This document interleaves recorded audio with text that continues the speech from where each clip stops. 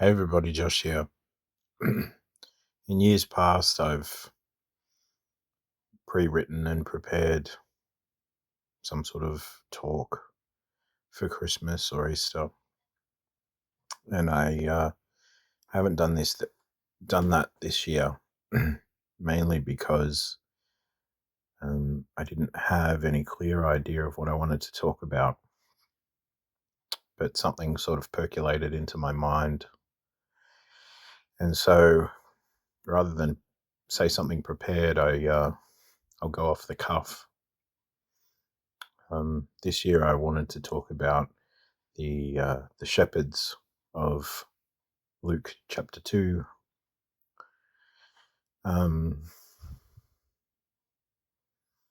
It seems commonly held that shepherds were of low social status in biblical Israel in the New Testament times, but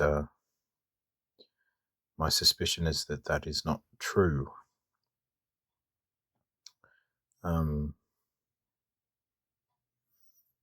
Various classical writers have talked about shepherds as being despised or low status. These are usually not biblical writers. These are classical writers. Also in the rabbinic sources, it talks about the lowliness of shepherds, but that was up to and over 100 years after Jesus died. But it seems the best way to look at shepherds is to see how the Bible presents shepherds. The first shepherd in the Bible is Abel in Genesis chapter 4. He gave an offering to God that was pleasing to God, and his brother Cain, his offering was not pleasing to God, and he became jealous, and he murdered his brother. And that is the first human murdering another human that's recorded in the Bible. It's interesting that Abraham was a shepherd, Jacob was a shepherd. I don't recall if Isaac was.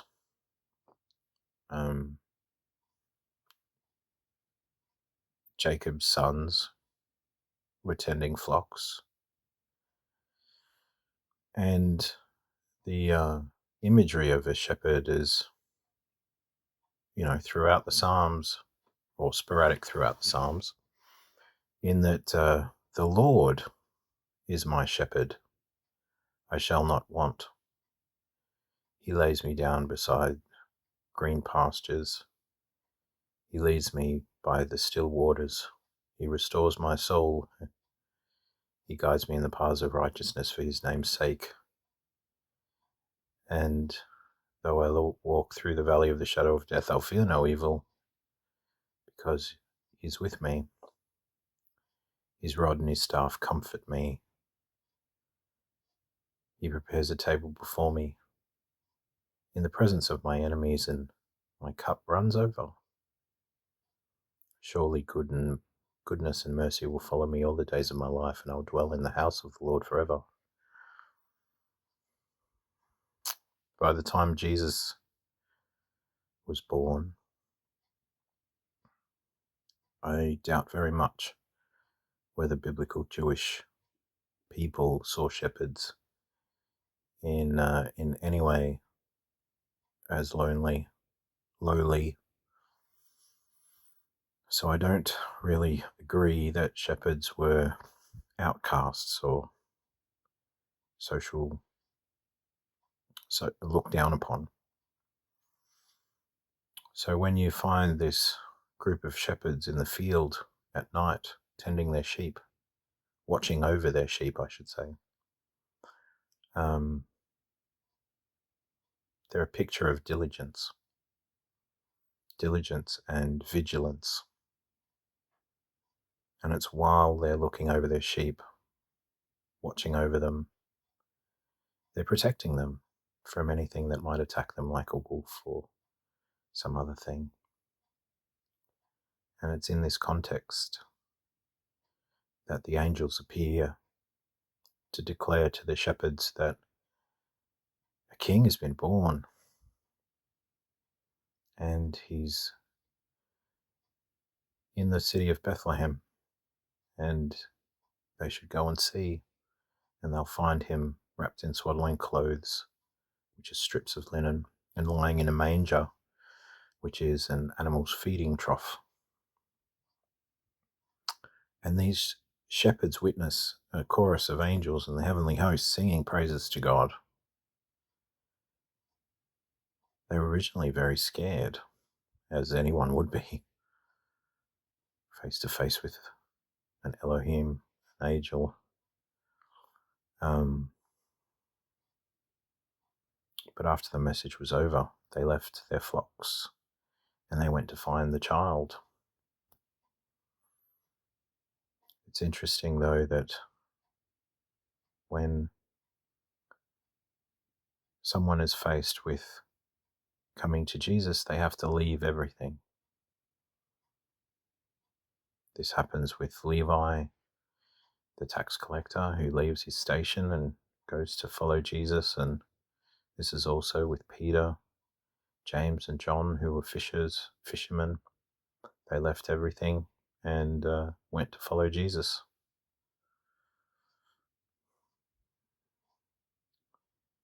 It's interesting, though, that Jesus is lying in a manger, a feeding trough. This theme of food and drink seems to follow the Messiah around. Jesus is called a drunkard and a glutton. Jesus said that his body and his blood are food and drink, and that he's the bread of life.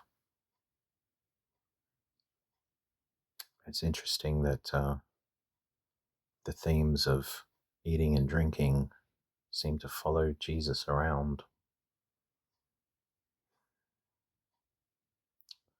Anyway, back to the shepherds. These shepherds didn't follow a star like the astrologers. They weren't necessarily educated.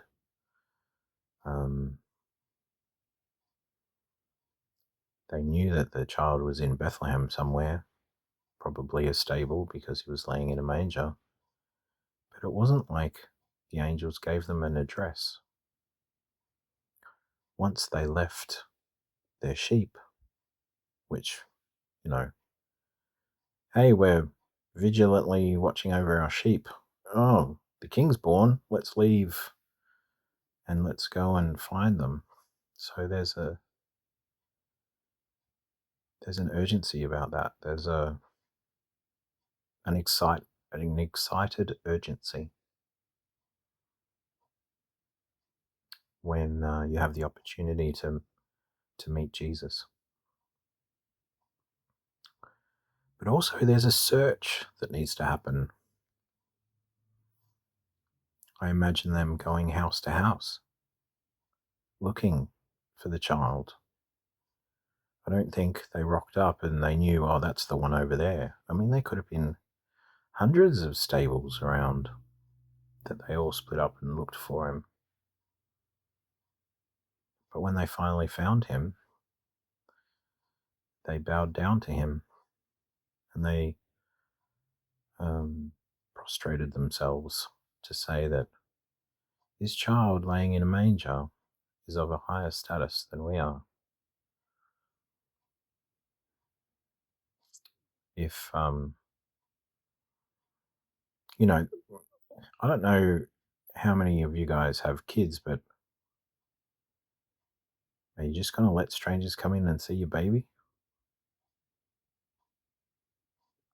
There's a lot of things in this story that aren't spelled out, but reveal themselves if you think about it.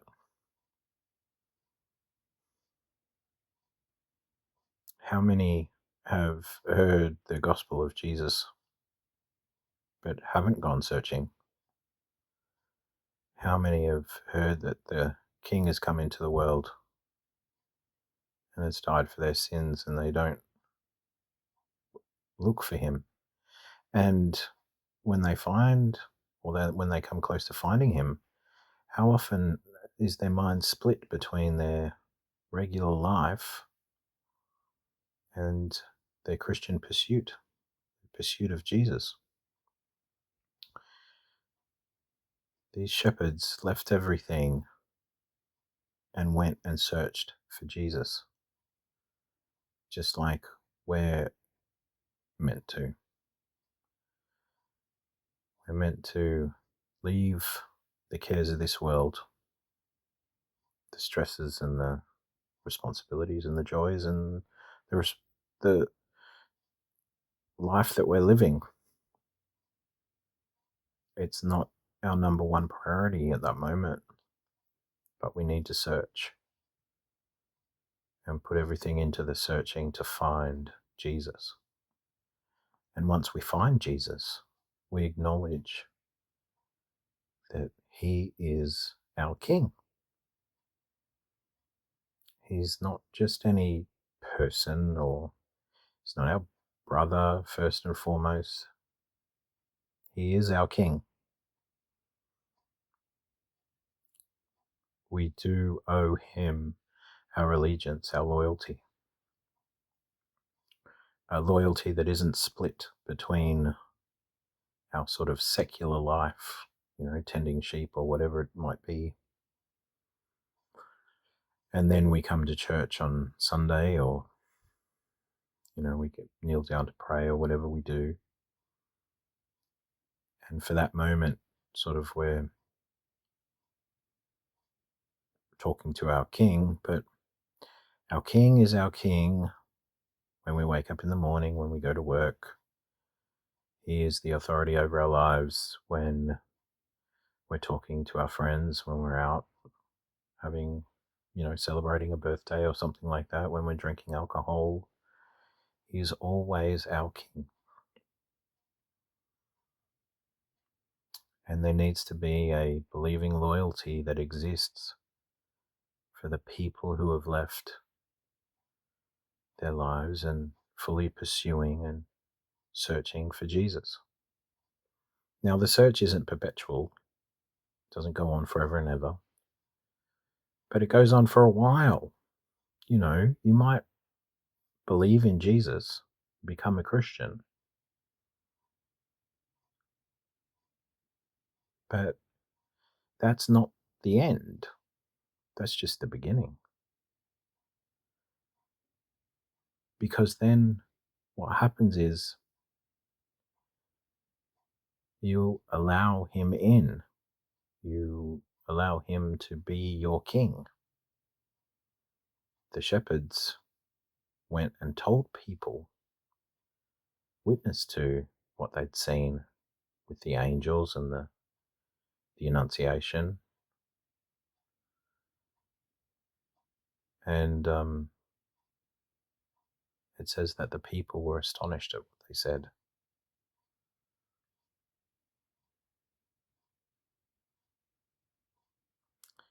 Being a Christian is not an easy thing,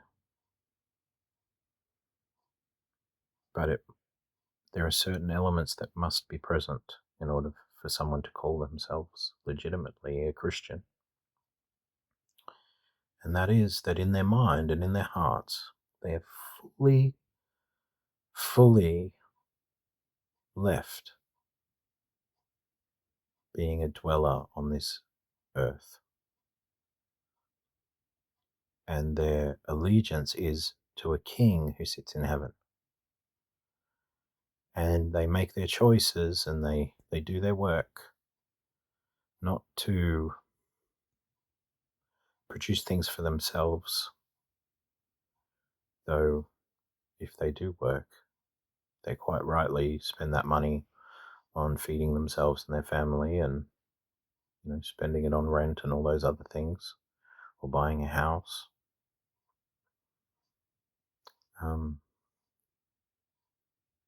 But their heart doesn't live here anymore. their heart lives in heaven with God. And their hope is that their king will return and be their king on this earth.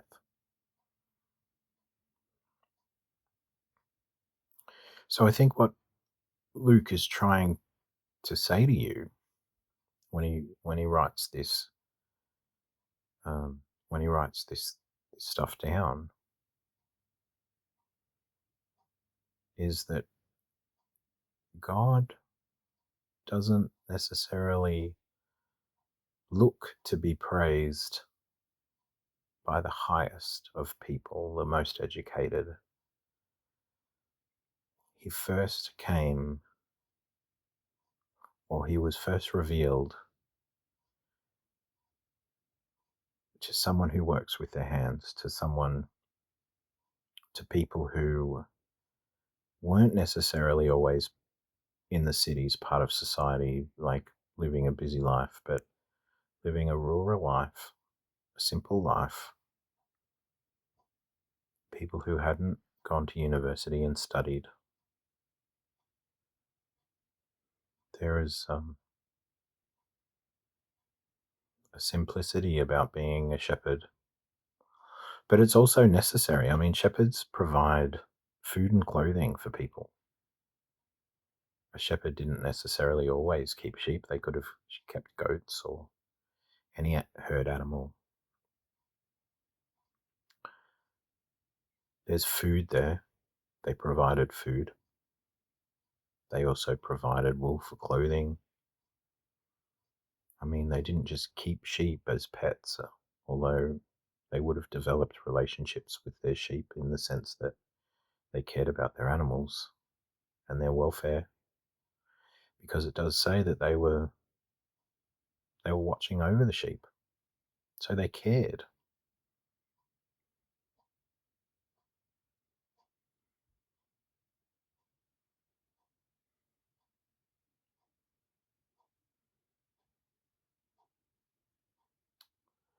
In the same way that the Lord is our shepherd, he cares for us.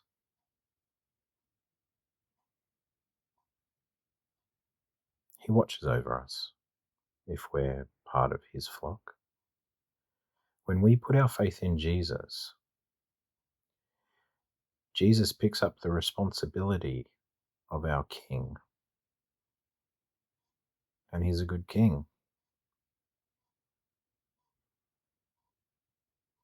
We can't love God like God can love us. We're worried about loads of things. We're fearful about loads of things, how we're going to live and what we're going to do and the responsibilities we have to our kids or our job or whatever. We can't love God the same way that he can love us. He's completely free from worry and fear. He's completely free from need. We're not. We need him.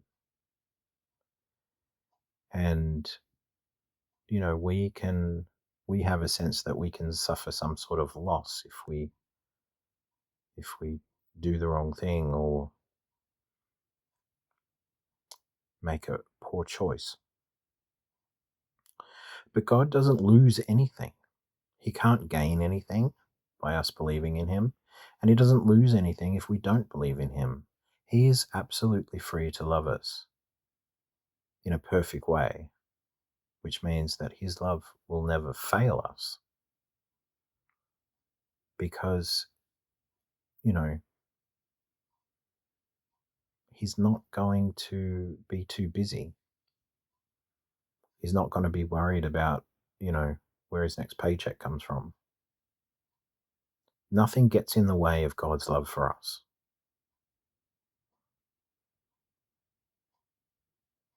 His responsibility he takes. He doesn't love us because he's responsible to love us, but he takes on the responsibility because he loves us first. It says that God so loved the world that he gave his only son so that whoever believes in him will not perish, but will have eternal life. And John also says that God came to his own and his own believed him not. But those who did believe in him, he gave the right to become children of God. So there's the sense that God is our shepherd. In human terms, he's our father, and we're his children. I think both analogies suit God very well, because both of them involve a different type of love. And that type of love is one that is not needy.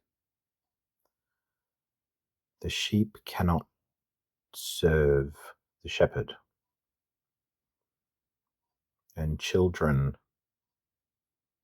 shouldn't be expected to serve the needs of their parents.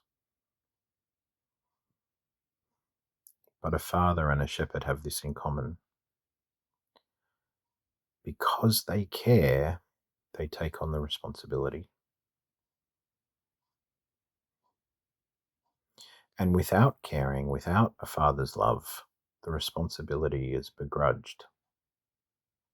And it can just be a type of relationship that doesn't allow you to grow. You can only really grow when you feel secure in the love relationship with your father, or to know that there is a shepherd watching over you.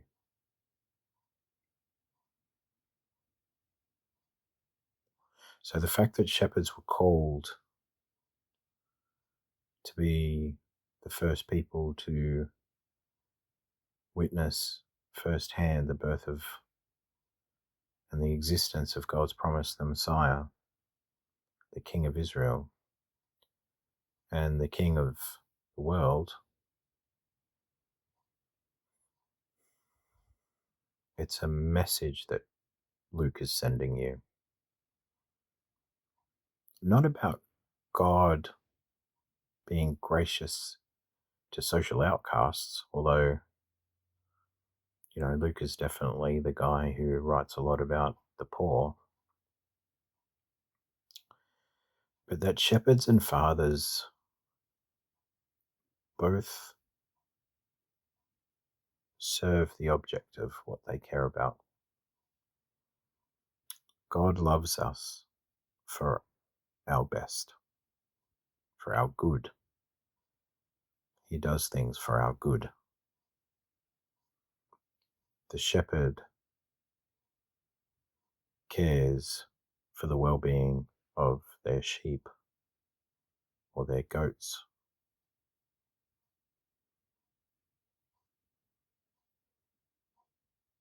Do you understand what I'm trying to say? When we come to God, He expects us to leave in some way our life here and to fully turn to Him and search for Him. And what He offers us in return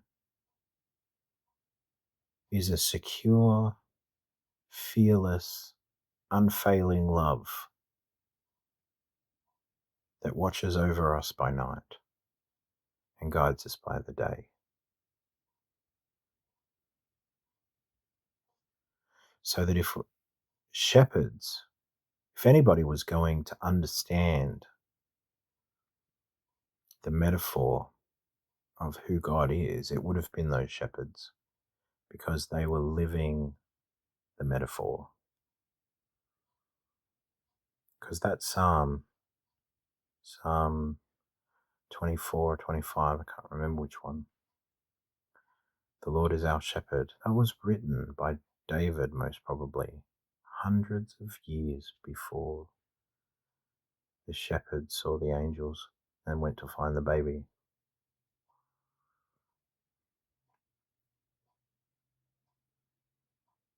There was nothing wrong with being a shepherd. It's neutral. It's not a life that everybody chose. Everybody could have chosen. Jesus, his father was a carpenter, a builder, maybe an architect. And he learnt that trade. His father wasn't a shepherd. But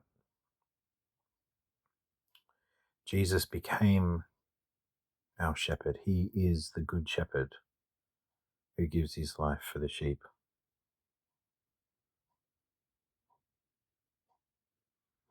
So what we need to give to God is our believing loyalty, our allegiance. We defect from the system of this world, the way this world works. We defect from it being under its authority. And we put our faith and our loyalty and our trust into Jesus so that we obey him even when we're under pressure. And when our responsibilities are split, where, say, you come under pressure at work to do things that are not right, to change your priorities away from your family and towards the business that you work for, we as Christians, we have already left, hopefully. We've taken our heart away from this world and we've given it to God. So even though it might be difficult, but we are called to be strong and courageous, not to be ruled by fear and worry, but to boldly obey God and to boldly pursue and search for the way of living that is pleasing to God. Jesus promises, if you knock, the door will be open to you. If you search, you will find. I can't remember the other one. There's 3 of them. Oh, if you ask, it will be given to you. So keep on asking God. Keep on praying. Keep on searching for the pathway God has for you, for who Jesus is, and his personality, his kingship. And keep on knocking. And if you persist, you will receive. But you have to do it in a way that you've already left the things of this world. In your heart, you've left it. It doesn't control you anymore. It's God that your heart is guided by. So I think Merry Christmas to you all. And during this Christmas, consider your relationship with God and with Jesus, and to renew your commitment and your loyalty and your allegiance to him, because this world is definitely going to challenge you. It's going to put a lot of pressure on you to compromise. And I encourage you to be strong and courageous and not to compromise, but to continue knocking on God's door, asking for God's help, and searching for God's presence. Merry Christmas. Tell people you love them. Show people through your behavior over Christmas how much they mean to you, regardless of what may have come between you in the past. You don't have to work everything out, but you can treat people